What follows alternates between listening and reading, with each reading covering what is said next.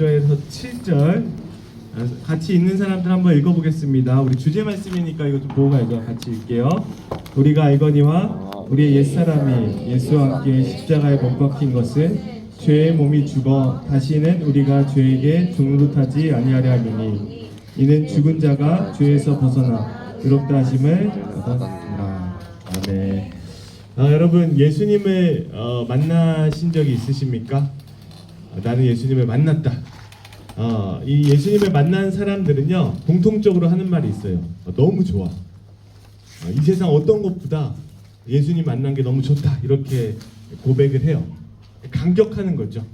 그래서 우리 찬양 가사 중에 이런 가사가 있어요. 내 마음에 가득 채운 주양한 찬양과 사랑 어떻게 표현할 수 있나? 수많은 찬양들로 그 마음을 표현할 수 없어. 이런 고백이 거짓이 아니라 진짜예요. 예수님을 만난 사람들은 정말 기뻐가지고 이런 고백을 할 수밖에 없는 그런 감정이 생깁니다. 목사님은 이런 것을 고등학교 2학년 때 하나님을 만나고 너무 기뻤어요. 너무 기뻐가지고 여러분 그 연애 해보시면은 그 인간의 뇌에서 나오는 게 도파민, 페니에킬아민, 옥시토신 혹시 이런 거 들어봤어요? 뇌에서 나오는 신경 물질인데 이게 나오면은 상대방을 향해서 콩깍지가 씌워진대요. 그냥 예뻐 보여. 모든 게 다 예뻐 보여. 근데 이런 상태에서 만약에 헤어졌어. 그럼 어떤 증상이 나오냐면 마치 그 마약 중독자가 마약을 끊은 것 경험해 봤어요?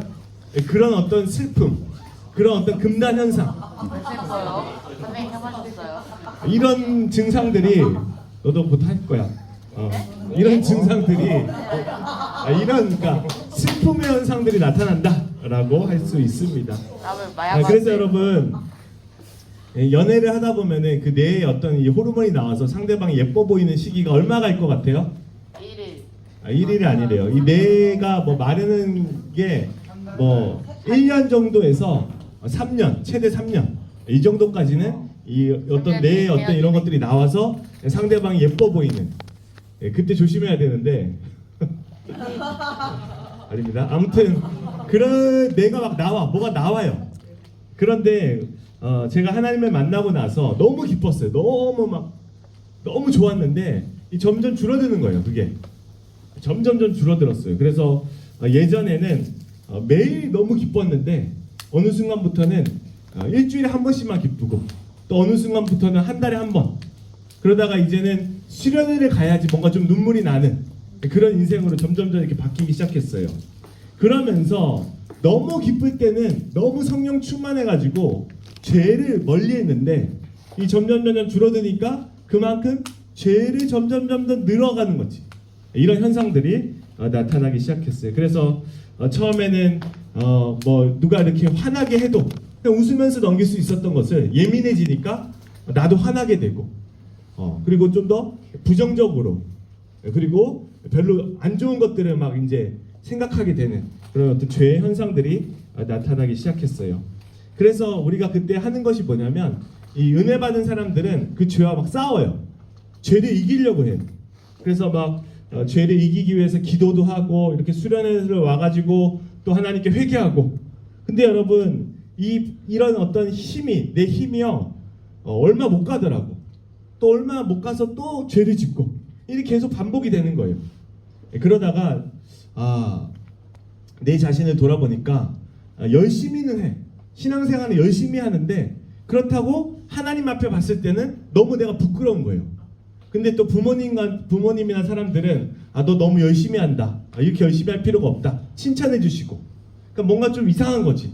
나는 내 스스로 봤을 때 너무 부끄러운데 사람들은 신앙생활 잘한다고 하고 근데 나는 내 스스로 알죠. 나는 왜 이렇게밖에 못하지? 이런 상태에 빠졌어요 제가. 그러다가 주변을 둘러봤더니 나 다 저랑 비슷한 것 같아. 뭔가 정말 승리하는 신앙생활 사는 사람이 별로 없어 보였어요. 제가 그때 봤을 때는. 근데 여러분 성경을 보니까 이런 고민을 했던 사람이 있더라고요. 사도 바울. 로마서 7장에 보니까 제가 사도 바울이 썼던 고백을 한번 읽어드릴게요. 내 속사람으로는 하나님의 법을 즐거워하되 내 지체 속에서 한 다른 법이 내 마음의 법과 싸워서 내 지체 속에 있는 죄의 법으로 나를 사로잡는 것을 보는도다. 사도 바울이 뭐라고 하냐면 내 마음에 좋은 마음이 있고 나쁜 마음이 있대요. 근데 누가 이긴대요? 나쁜 마음이 나를 이겨. 그래서 사도 바울이 뭐라고 고백하냐면 오라 나는 공고한 사람이로다. 누가 나를 이 사망의 몸에서 건져내랴. 나는 내 스스로 너무 괴롭다는 거예요. 사도 바울이. 근데 하나님을 믿는 사람인데 왜 나는 이 죄의 법에서 항상 넘어지지? 이런 어떤 고통 가운데 있었던 것이죠. 여러분 이런 고민들을 우리가 지금 하고 있어야 돼요. 사실은 아무 생각 없이 그냥 죄를 짓는 사람들도 많아요. 근데 우리는 믿는 사람이잖아요. 하나님을 믿는 사람은 이 내 안에 있는 이 죄에 대해서 갈등을 해야 돼요. 왜 나는 이것밖에 안 되지? 왜 나는 왜 이렇게밖에 못 살지? 왜 하나님 앞에 나는 이렇게 항상 부끄럽지? 이런 고민들이 있어야 돼요. 먼저. 근데 여러분 이런 고민을 해결하기 위해서 저는 뭘 해봤냐, 와서 수련회 때 와서 막 기도도 해보고, 또 마틴 루터라는 사람은 어떻게 했냐, 막 금식도 하고 고행도 했어요. 고행, 무릎으로 여러분 그 예수님이 그 빌라도에게 끌려갔던 그 계단이 있거든요. 막 그 계단에 막 무릎으로 올라가는 거야. 이렇게 계단을 그러면서 기도를 해.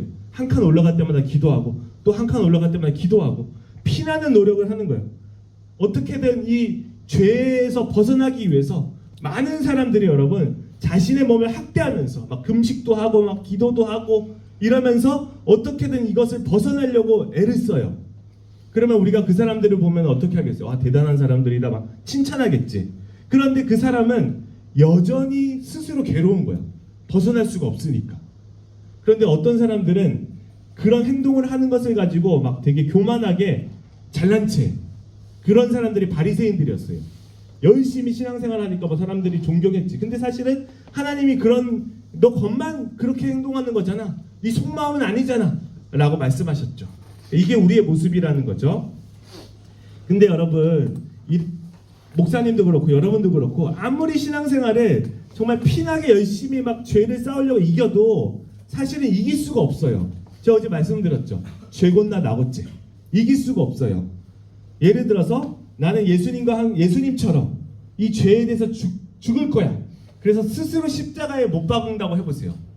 여러분 혼자서 십자가에 못 박으려고 애쓴다고 해보세요. 처음에 뭐가 필요하겠어? 못이 필요하겠죠. 그리고 망치도 준비했어. 나는 죽어야 돼. 그러면서 우리 주제가 죽다 산다니까 내가 죽어야 돼. 그러면서 내 여기다가 손가락에다가 예수님처럼 못을 막 박는 거지 이렇게. 그리고 발도 박고. 근데 여러분 이 손은 어떻게 할래요?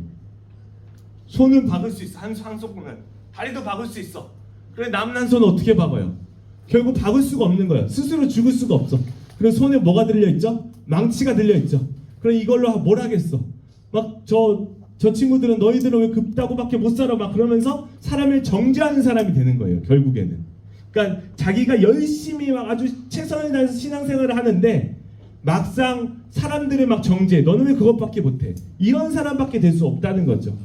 그래서 여러분 우리가 스스로 죽을 수 있어요? 없어요?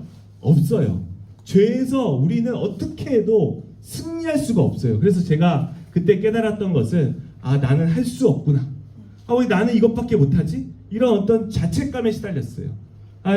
왜 나는 이것밖에 못하지? 하나님이 주신 은혜가 큰데 왜 나는 이렇게밖에 신앙생활을 못하지? 그래서 안 되는구나. 이 교회를 떠나야 되겠다. 그래서 목사님이 교회도 떠난 적이 있어요. 교회 생활이 힘들구나. 교회를 떠났어. 내가 죄를 이길 수 없어가지고 교회를 떠났어요. 왜냐하면은 교회를 떠나면 마음대로 살아도 이런 어떤 고통, 마음의 고통은 없을 것 같아서 교회를 떠난 거죠. 교회를 떠나면 막 살 수 있잖아요. 그런데 하나님이 결국은 다시 하나님이 살아있으니까 어떻게 교회를 떠나겠어요. 다시 교회로 돌아왔어요. 그때 하나님께서 주신 말씀이 로마서 오늘 우리 수련의 말씀 로마서 6장 6절 우리 한번 다시 같이 읽겠습니다.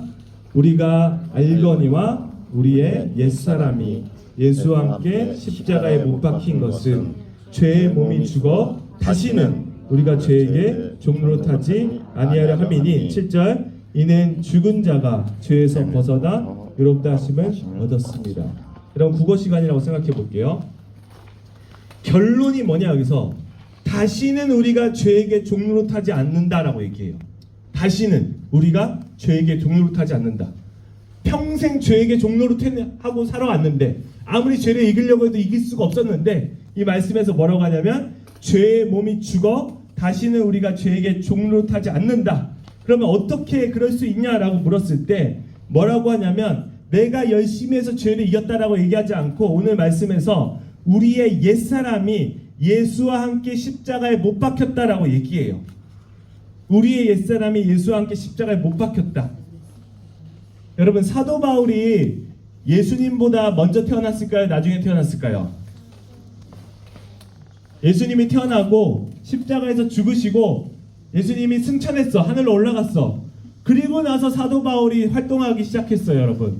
그러니까 예수님과 사도 바울은 서로 본 적이 있어요? 없어요?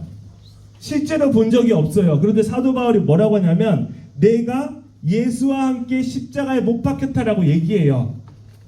언제 사도 바울이 예수님과 함께 십자가에 못 박혔어요? 못 박힌 적이 없는데 사도 바울은 내가 예수님과 함께 십자가에 못 박혔다라고 얘기합니다. 우리의 옛사람이, 그 옛사람이라는 것은 죄를 짓는 그런 사람, 내가 죄를 짓는 그런 사람을 바로 옛사람이라고 하는데 십자가에 못 박혔다라고 얘기해요. 그러면서 골로새서 3장 3절에 이런 얘기를 해요. 이는 너희가 죽었고 너희 생명이 그리스도와 함께 하나님 안에 감추어졌습니다. 자꾸 우리 보고 죽었대요. 우리 보고 죽었대. 우리의 옛사람이 죽었대. 여러분 이 말은 뭐냐면 내가 나를 죽일 수가 없어서 예수님이 내 이름표를 달고 죽었다라는 거예요. 그러니까 내가 죄를 짓는 나는 예수님과 함께 죽었다는 거예요. 이것을 여러분 믿어야 돼요. 우리가 신앙생활이 믿음이 중요하다고 했잖아요. 뭘 믿냐라고 했을 때 내가 예수님과 함께 죽었다. 죄를 짓는 나는 죽었다. 이것을 믿는 것이 중요하다는 것입니다. 그래서 여러분 예수님께서 죽으실 때 뭐라고 하냐면 다 이루었다. 내가 이걸 다 이루고 갔다. 너희들, 우리들을 대신해서 이 죄를 짓는 이 우리들을 대신해서 내가 십자가에서 죽었다. 라고 고백하면서 너희들은 이제 죄의 종이 아니야 라고 예수님께서 선포하신 거예요. 다 이루었다. 그래서 바울이 뭐라고 하냐면 갈라디아서 2장 20절 우리 잘 아는 말씀인데요. 내가 그리스도와 함께 십자가에 못 박혔나니 바울은 자기가 죽은 게 아니라 그리스도와 함께 십자가에 죽었다라고 얘기하는 것이죠. 여러분 그래서 우리가 아무리 열심히 해도 여러분 죄에서 벗어날 수 있는 것이 아니라 예수님이 우리를 위해서 죽으신 것을 믿음으로 우리는 죄에서 벗어날 수가 있는 거예요. 그래서 그걸 끊임없이 믿는 거죠. 그러면 내가 예를 들어서 죄를 짓고 있어. 그러면 이 생각을 해야 돼요.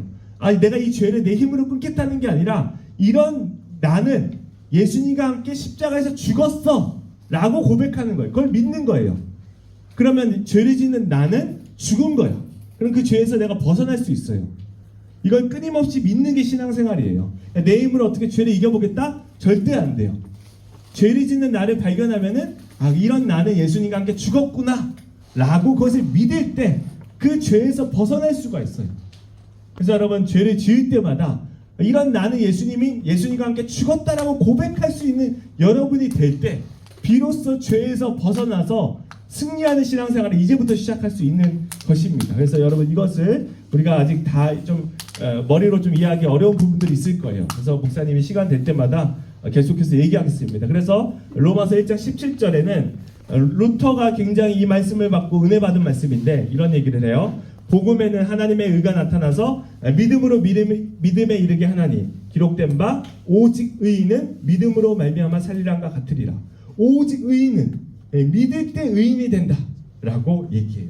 내가 잘해서 의인이 되는 게 아니라 그것을 믿을 때 의인이 된다라는 것입니다. 여러분 한번 생각해 보세요. 여러분이 예수님과 함께 십자가에 못 박혀 죽었어요. 이거는 여러분이 한 게 아니라 예수님이 한 일이야. 내가 안 믿겨져도 예수님이 2000년 전에 여러분의 이름표를 달고 십자가에서 죽으셨어요.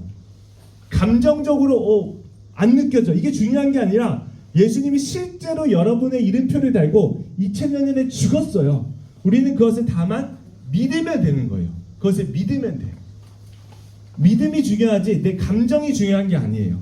말씀에서 그렇게 얘기해주고 있어요. 너희는 죽었어. 하지만 예수님과 함께 살았어 라고 계속해서 얘기하고 있어요. 우린 그것을 어떻게 하면 된다? 믿으면 된다. 그것을 결론 삼으면 돼요. 그러니까 내 모습을 결론 삼지 말고, 내가 죄를 짓는 나를 결론 삼지 말고, 예수님이 하신 그 믿음을 예수님이 하신 그 십자가의 사건을 내가 믿고 그것을 결론 삼을 때 우리는 죄에서 벗어날 수 있다라는 것입니다. 이해가 잘 되는지 이 표정만으로는 제가 알 수가 없지만은, 네, 여기 또 고개 끄덕하시는 분도 있고 하니까 우리 이해한 걸로 제가 생각하고 싶대요. 우리 이제 수련회 마치고 돌아갑니다. 이제 우리 뒷정리하고 우리 단체 사진 찍고 돌아갈게요. 우리 아까 좋은 소식은